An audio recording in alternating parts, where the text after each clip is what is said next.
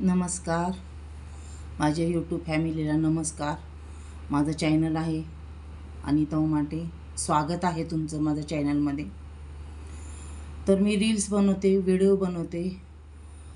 पण मला रील्स बनवताना जो संभाजीनगरमध्ये दुर्घटना झाली त्याच्याबद्दल खूप दुःख वाटते. कारण एक छोटीशी चूक पण म्हणता येत नाही त्याला, खूप मोठी चूक आहे. गाडी चालवता येत नाही तरी पण ती गाडीचं चालवताना रील्स काढती. पाठीमागे दरी आहे, दरीमध्ये जाऊन गाडी कोसळती आणि ती ह्या दुनियातून जाती. पण मी काय म्हणते, एवढं निष्काळजीपणा कसं करू शकतो आपण? कमीत कमी जो व्हिडिओ काढत होतो त्याच्यात तर लक्षात यायला पाहिजे की हिला गाडी चालवता येत नाही, की मागं गाडी चालली आहे. किंवा जी रील्स बनवत होती म्हणा, व्हिडिओ बनवत होती, तिला पण लक्षात यायला पाहिजे की आपल्याला गाडी चालवता येत नाही, पाठीमागं दरी आहे. थोडंसं लक्षात आलं तर एवढी दुर्घटना झाली नसती. आज 23 वर्षाची मुलगी, तिनं काय बघितली होती दुनिया? काहीच बघितलं नव्हतं. अजून तिला खूप जगायचं होतं. म्हणून काळाने काय म्हणतात, पण आता काळ आला होता तसा तो तिला घेऊनच गेला. आपण काळ आल्यानंतर कुठल्या पण काळाला रोखू शकत नाही. पण काय काय वेळेस काळ आला होता तरी वेळ आली नव्हती असं पण घडू शकतं. देव तारी त्याला कोण मारी असं पण घडू शकतं. कमीत कमी असं तरी घडायला पाहिजे होती की देव तारी त्याला कोण मारी. काळ आला होता पण वेळ आली नव्हती अजून, आणि ती वाचायला पाहिजे होती. गाडीतनं बाहेर फेकली गेली असती, झाडाला वगैरे अडकून बसली असती, वाचली असती ती. पण तसं काहीच घडलेलं नाही आहे.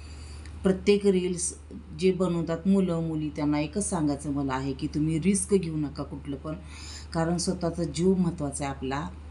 कारण आपण जगलो तर आणखीन कितीतरी रील्स बनवू शकतो, व्हिडिओ बनवू शकतो. मी पण व्हिडिओ बनवते, रील्स बनवते. म्हणून मला दुःख वाटते की एवढा निष्काळजीपणा कसा केला असेल. का तिचं आयुष्यच तेवढं होतं म्हणायचं? पूर्ण हा निष्काळजीपणा आहे. पण ह्याला दुर्घटना पण म्हणता येत नाही, ॲक्सिडेंट पण म्हणता येत नाही. निष्काळजीपणा झाला हा. थोडंसुद्धा लक्षात आलं नाही की आपल्याला गाडी चालवता येत नाही, पाठीमागं दरी आहे, पाठीमागं गाडी चालली, असं फिरायला कुठं जाते हे माहीत नसताना गाडीत बसायचंच कसं? आपण एवढं जग दुनिया बघतो, एवढे ॲक्सिडेंट झालेलं बघतो, गाडी चालवता येत नाही, एवढे प्रकार घडतेत, तरीसुद्धा आपण असं वागतो. चूक कुणाची मग? आपली स्वतःची चूक असते ती. दुसऱ्याला दोष देऊन काय उपयोग आहे? प्रत्येक आईवडिलांना माझं एवढं सांगायचं की आपल्या मुलांना सतर्क करत जावा की बाळा, तुला गाडी चालवता येत नाही, तू रिस्क घेऊ नको, पहिला शिक, परफेक्ट शिक आणि मग बस गाडी चालवायला. किंवा तुला पाण्यामध्ये पोहायला येत नाही, पाण्यामध्ये उडी टाकताना लक्षात घ्या तुला पोहायला येत नाही, पहिल्यांदा पाण्यामध्ये पोहायला शिक, मग पाण्यात उडी टाक. कुठलंही काम करताना आपण पहिला शिकतो आणि मग करतो. साहजिकच साधी गोष्ट ही लक्षात यायला पाहिजे, पण नाही लक्षात आली कारण तिचं आयुष्यच तेवढं होतं असं पण म्हणू शकतो आपण. पण मला वाटतं की ती आणखीन जगायला पाहिजे होती. म्हणून काळजी घ्या स्वतःची. रील्स काढा, व्हिडिओ बनवा, आनंदी राहा, पण जपून स्वतःची काळजी घ्या. आज तुम्ही रील्स काढताना दुर्घटना झाली, आज तुम्हाला काय झालं तर तुम्ही रील्स पण काढू शकत नाही. पण तुम्ही हेच रील्स काढताना काळजी घेतली तर तुम्ही आणखीन कितीतरी रील्स काढू शकता, व्हिडिओ बनवू शकता तुम्ही, आहे की नाही? एवढी मोठी दुर्घटना झाली तरीसुद्धा आता सगळ्यांनी हुशार तर व्हा.